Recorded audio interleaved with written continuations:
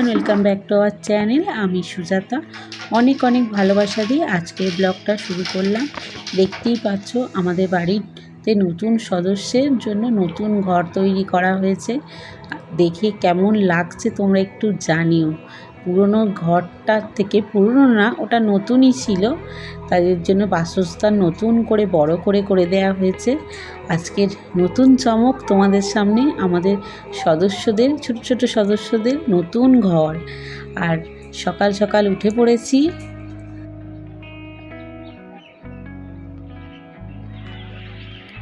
পাখিটা যে কেন যে ক্যামেরায় আসছে না, ধরা দিচ্ছে না। পাখি বসে আছে,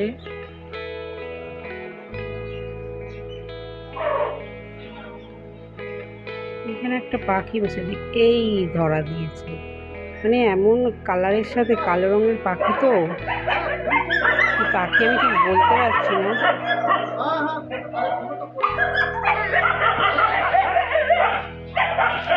কালারের সাথে মিশে গেছে না, পাখিটা ঠিক দেখা যাচ্ছে না। কুকুরগুলো কি জ্বালায়।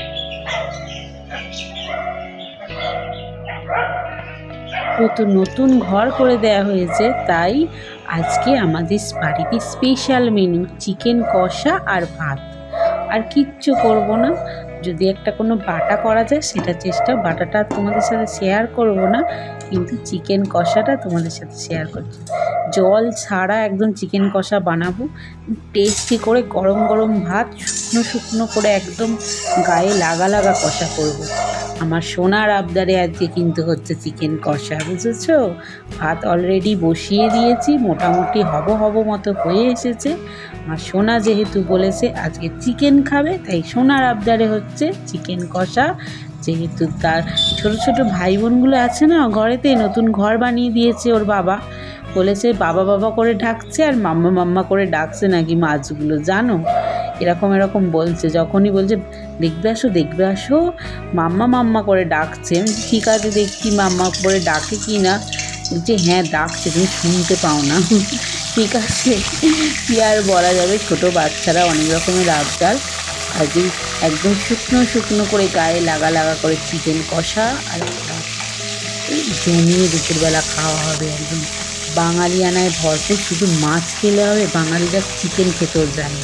মাটন তো রবিবারে মাটন পাতলা ঝোল হলে আর কিছু চাই না, কিন্তু মাটন তো 1000 টাকা কেজি, জানি মাটন কত আর খাওয়া যাবে, তাই চিকেনটাই। আমি আবার বাপু চিকেনটা 1 পিস কি 2 পিসের থেকে বেশি খেতে পারি না, মাটনও তাই। এগুলো মানে বেশি তো খাওয়া ভালো না, এখন তো চিকেনে মানে খেতেই বারণ করছে ডাক্তার। তবুও বাচ্চাদের আবদারে চিকেন চলতেই হবে। আর দেশি মুরগি তো মানে দেশি মুরগিও কাঠি মতো একই লাগে, মুরগি। অনেকে বলে যে খাসির মাংসর মতো, কিন্তু সেরকম কিছু ব্যাপার না। তাই ছোট ছোট বাচ্চাদের আবদারে তো চিকেন করতে, ওরা তো আবার এইসব ছাড়া মাছ মাংস ছাড়া খেতে চায় না। কিন্তু আমার মেয়ে যদি বা শাক পাতা খায়, কিন্তু ওর জন্য একটু চিকেনটা করলে ওর বেশি ভালো মাছের থেকে। মাছের থেকে ওর মনে হয় চিকেনটা যদি ও সুন্দর মতো করে ভাতটা খেয়ে নেয়। তাই আজকে সোনার আবদারে, যে বলছে যে মাছেদের জন্য নতুন ঘর হয়েছে না, ওর জন্যই আজকে চিকেন কষা করতে হবে। তাই ওর বাবা সকাল সকাল গিয়ে চিকেন নিয়ে এসেছে। ওর বাবাকে বললাম যে আজকে আর কিছু সবজি করব না, যদি কোনো বাটা করা যায় বাটা করব, আর চিকেন শুকনো করে খেয়ে তুমি অফিস চলে যাবে। কারণ সকাল সকাল রান্না করতে হচ্ছে, ওর বাবা অফিস যাবে না, 12টার মধ্যে কমপ্লিট করে দিতে হবে। তাই সুন্দর মতো করে রান্না করছি, আর এখানে দাঁড়িয়ে কখন বৃষ্টি হবে অপেক্ষা করছি। সারাদিন যে বৃষ্টি হচ্ছে, আজকে এখন সকাল থেকে এখনো পর্যন্ত বৃষ্টি আসেনি। কি কপাল ভালো। তাই সুন্দর করে প্রথমে মাছ ভাজার মতো করে চিকেনটা ভেজে নিই, যাতে গন্ধ না লাগে, মানে আষ্টে গন্ধ লাগে। আগে যেমন চিকেনে একটা সুন্দর চিকেন রান্না করলে একটা ফ্লেভার পাওয়া যেত, জানি না আমি নিজে রান্না করি বলে নাকি, কেউ রান্না করলে আবার ভাল লাগে। আর আমি রান্না করছি, প্রথমে চিকেনটা মাছ ভাজার মতো নুন হলুদ দিয়ে মেখে একটু অল্প করে ভেজে নিই, তারপর কষিয়ে সুন্দর করে রান্না করে একদম তেলে মতো করে করবো। জল দেবো না, জল ছাড়া চিকেন কষা, এই ইয়াম্মি করে খেতে হবে।